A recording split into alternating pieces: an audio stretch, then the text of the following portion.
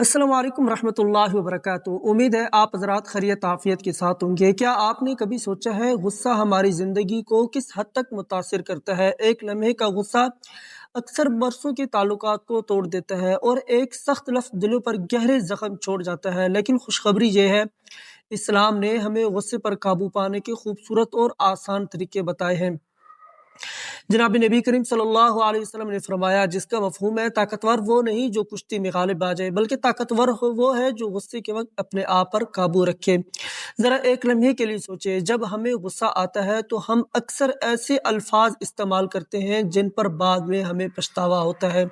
लेकिन अगर उसी लम्हे हम रुक जाएं तो हम बहुत कुछ बचा सकते हैं। गुस्से को कंट्रोल करने के कुछ तरीके मैं आपको बता रहा हूँ। उनमें से पहला अमली तरीका खामोशी इख्तियार करें। हदीस शरीफ में आता है, जिसका मफहूम है, जब तुम में से किसी को गुस्सा आए तो वो खामोश हो जाए। जब आप खामोश हो जाते हैं तो ना आप किसी को तकलीफ देते हैं और ना ही कोई गलत बात आपके मुंह से निकलती है। दूसरा अमली तरीका, अपनी हालत तब्दील कर ले। जनाब नबी करीम सल्लल्लाहु अलैहि वसल्लम ने फरमाया, जिसका मफहूम है, अगर तुम में से कोई खड़ा हो तो उसे गुस्सा आए तो उसको चाहिए कि वो बैठ जाए, और अगर वो फिर भी उसका गुस्सा कम ना हो तो वो लेट जाए। ये एक बहुत सादा मगर मुअस्सिर तरीका है जो हमारे जज्बात को फौरी तौर पर कम कर देता है। तीसरा अमली तरीका, वुजू करें। हदीस शरीफ के मुताबिक गुस्सा शैतान की तरफ से होता है और शैतान आग से पैदा हुआ है और आग को पानी से बुझाया जाता है, इसलिए वुजू करना गुस्से को ठंडा करने का बेहतरीन तरीका है।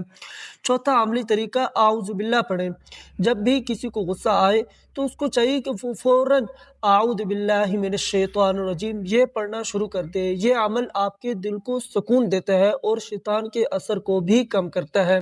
ज़रा तसव्वुर करें, अगर आप हर बार गुस्से के वक्त इन तरीकों पर अमल करें तो ना सिर्फ आपका सुकून बरकरार रहेगा बल्कि आपके ताल्लुकात भी मजबूत हो जाएंगे। याद रखें, गुस्सा आना फितरी बात है, लेकिन इस पर काबू पाना असल ताकत है। और जो शख्स अपने गुस्से को काबू में रखता है वो ना सिर्फ लोगों के दिल जीत लेता है बल्कि वो अल्लाह ताला के भी मजीद करीब हो जाता है। आज से एक छोटा सा अहद करें, जब भी गुस्सा आए खामोशी इख्तियार करें, वुजू करें और अल्लाह को याद करें। अब मैं आपसे एक छोटा सा सवाल पूछना चाहता हूँ, आप गुस्से के वक्त क्या करते हैं? क्या आप इन तरीकों पर अमल करते हैं? कमेंट्स बॉक्स में मुझे ज़रूर बताइए। और अगर आपके पास कोई खूबसूरत तजर्बा हो तो वो भी हमारे साथ ज़रूर शेयर करें। हो सकता है आपकी एक बात किसी की ज़िंदगी बदल दे। अपने गुस्से पर काबू पाएं, अपने दिल को सुकून दें और याद रखें, एक सब्र करने वाला इंसान अल्लाह के नज़दीक बहुत ही महबूब होता है। मुझे उम्मीद है आज की वीडियो आपको पसंद आई होगी।